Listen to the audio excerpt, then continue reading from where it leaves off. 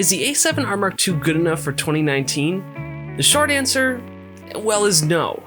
The longer answer is no, but the A7R Mark II supports a 42 megapixel full-frame EXMOR CMOS sensor with a Bionics X image processor. It has internal 4K S-Log 2 capabilities, 399 phase detect points, 5 FPS burst, 102 4000 ISO capability, silent shutter, all of these amazing features. But if you're looking at picking this up brand new, what I'm using right now to record, which I just picked up the other day, the Sony A7 III, is going to be your better option for exactly $2,000 each brand new at the time of recording this video. And this is absolutely not an apples to apples comparison between this and the body that's filming this camera right now. But if you look at buying a brand new camera, the only advantage that this has over something like the A7 III is the 42 megapixel sensor, which I've owned this camera for well over a year at this point, and honestly, I've never ever needed the 42 megapixels for any, I'm a co-founder of a business. We do a lot of media work. Never have I needed to print something so large that it needed 42 megapixels. And obviously there are people that do definitely need a 42 megapixels. So definitely, if you just take stills and you just have single shot stills and you just need to compose beautiful photos, absolutely look at buying this camera. But if you need the versatility, if you need the 1080 at 120 versus the 1080-60, or if you need 10 FPS bursts with better autofocus arguably, and you need all of those features, then something like the A7 III is definitely going to be a better option. Everything that we've ever produced for the company so far has either been shot with an A7R II, because one of my co-founders also uses one, or an A6500. If we absolutely needed the 1080 at 120, we've used the 6500, which, honestly, we've chosen to just either stick with the 60 or out of comfort levels, just use the R2 for everything. But honestly, 10% maybe has been used with the A6500, and you look at everything that we've done and it's absolutely fantastic. The 4K that comes out of this camera is absolutely beautiful. One thing to note though, your 1080 quality maxes out at a 50 megabyte per second bitrate, whereas the A7 III, for instance, has a 100 megabit rate, 100 megabytes per second bitrate.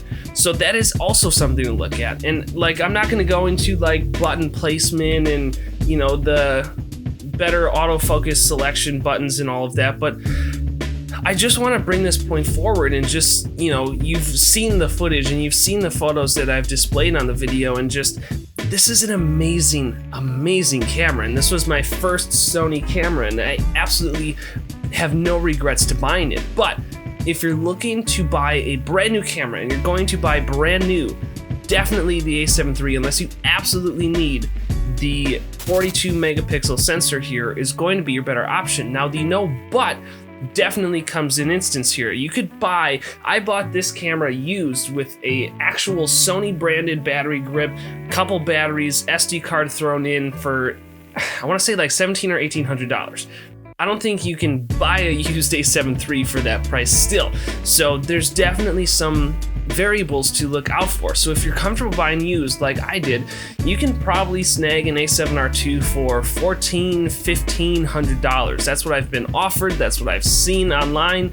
I could be wrong, but that's just the market that I've seen out there for a camera body like this. And if you're looking to switch from other systems, you can definitely adapt lenses. I haven't necessarily noticed any difference between the A7 III and the A7R II as to how the MC11 has performed with my Sigma 35. I've ditched all my Canon glass except for that Sigma 35. I'm holding that one very close, but I haven't necessarily noticed any difference with how they perform. So if you just need a camera to kind of start yourself into the Sony world, there are definitely other options. The A7 II is a good option. You have other options, but for this video specifically, just is the A7R II good enough for 2019? And I said no, but I think it's very much a no, but is this a great camera? Yes. Can this camera do absolutely everything that you need? Yes. The autofocus is absolutely amazing. We've actually, through the hundreds and hundreds of videos that we've produced as a company, we've never once been like, oh, autofocus was missed in this shot or anything like that. It's just been impeccable. But we have a sports team as one of our clients. The 10 FPS burst with the autofocus system of the A7 III is going to perform better for us in those instances. So we can't necessarily afford A9s left and right, so, and we also do more, so we don't necessarily need an A9, but something like the A7 III, if you are buying brand new, is what people like to call the baby A9, and that's absolutely true from what I've used it so far. And this camera is no slouch. Everything from this camera is fantastic, but you look at things like not having 1080-120, only having 50 megabyte per second bit rate for your 1080 footage.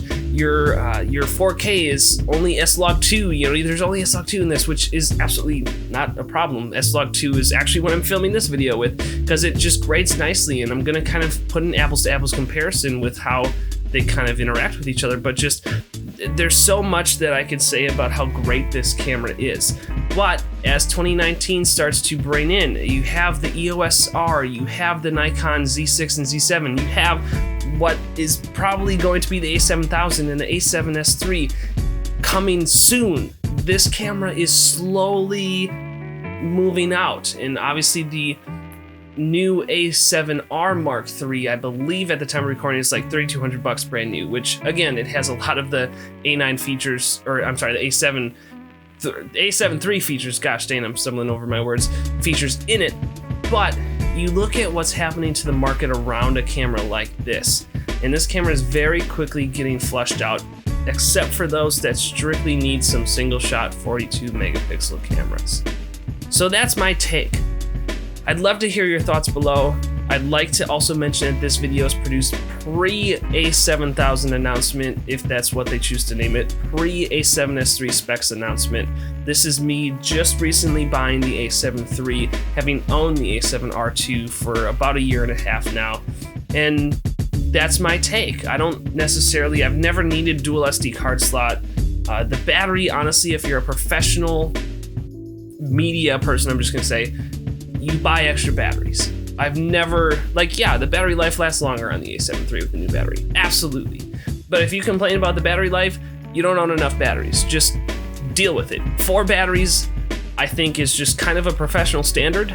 I think everybody that I've talked to, just whatever camera they have 4 batteries. In fact, I bought 3 extra batteries to start for the A7 III, so I'm just good for a few days. If I need to charge overnight, or I'm gone on a business trip, you know, filming for a client, say in New York or LA, I'm good, I'm covered. So as a professional, you have those batteries. So I don't like hearing complaints about the battery life. Get a battery grip.